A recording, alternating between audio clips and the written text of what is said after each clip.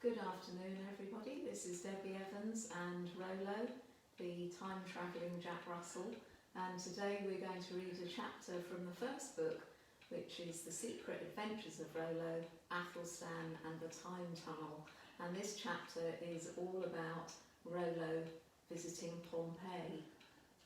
Athelstan wants to send me further back in time than I've ever been. I wonder if this is going to take more than a night. But he just smiled and waved me off in the direction of the time tunnel, where the two tiny lantern bearers were waiting. This time we took a completely different direction once we'd gone underground, and I wondered how Julia always seemed to know which path to choose to take us to the right time and place. It was all beyond me, and she didn't seem in the mood to explain. In fact, the pair of them couldn't wait to be shot of me. I felt a sense of foreboding. They told me we were in Italy, a place near what is modern-day Naples, but way back in time.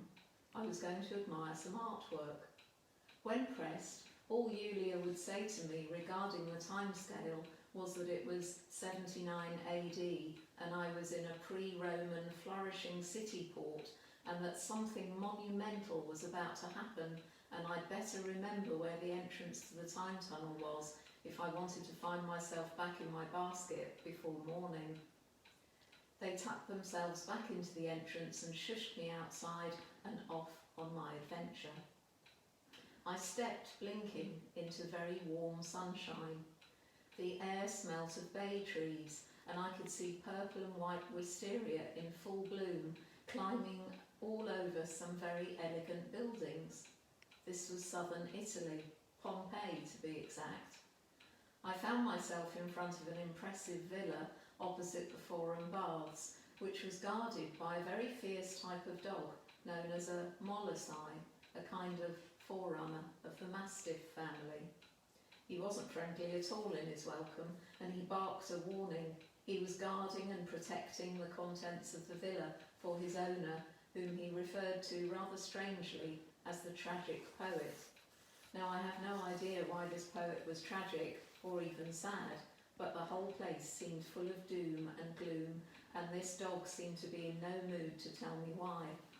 Luckily, he was on the inside of the wall which surrounded the villa, and I tried to reason with him, not least to stop his incessant barking. I couldn't hear myself think. Look here, my name is Rolo. I've come a long way on a fact-finding mission sent by Athelstan. I spoke with more confidence than I felt. The big dog was still slavering around his mean jaws, but at least he stopped the racket for a moment to weigh me up and listen. He knew of Athelstan and gruffly woofed that his name was Brutus, and he was a very important dog, not least because his likeness had been made into a mosaic in the vestibule of the villa. Would I like to admire it? Well, that seemed a bit friendlier. It seemed rude not to take him up on the offer. I relaxed a bit. He opened the gate with his great hairy paw, and I went in cautiously, avoiding eye contact with the imposing guard dog, and politely sniffed his face to show he was the boss. I kept my tail wagged low, and he did the same. We were eyeing each other up. I followed him, but not too closely, and we approached a covered hallway where he explained the private quarters of the house were situated. I looked down at the floor, and he stood four square, waiting for some reaction. The mosaic we were standing on was very impressive indeed, striking in its black and white checkerboard pattern. The centrepiece did indeed seem to be a portrait of Brutus in all his vicious likeness, even down to the snarling teeth, although in the picture the ferocious dog was chained to a stake. The words Cave Canum were inscribed underneath his huge paws, and when I queried this, Brutus translated from the Latin, "Beware of the dog." Well, I never. He told me that his people were away from the area. He was just about to invite me to have a drink of water when our polite conversation was interrupted by a terribly loud rumbling which seemed to come from the east of Pompeii. Brutus sniffed the air in alarm and then started howling. This howl was taken up by other animals in the area and made a mournful din, far more unnerving than the fierce barking that had greeted my arrival in this unhappy place. He paused for breath and explained to me that this was a barking chain acting as a system of warning. It would appear that the volcano, Mount Vesuvius, was about to blow her top. I saw something white fluttering through the air and thought at first it was snowing. It couldn't be though, because it was so warm, suddenly and unnaturally warm. "Volcanic ash," hissed Brutus. "Look, little dog, I don't know where you've come from, but if I were you, I'd get out of here as quickly as you possibly can." I didn't need telling twice. The air was now thick with swirling ash, and a terrific heat came upon us, and a terrifying roar. "Be quick, that molten lava, nothing can stand in its path," the dog warned, and I was gone. I skittered my back legs on the cobbles in my hurry to get down the tunnel. "Quick, Yulia and Dar, we have no time to lose. We have to get away from this place and time. We're about to be engulfed by volcanic eruption."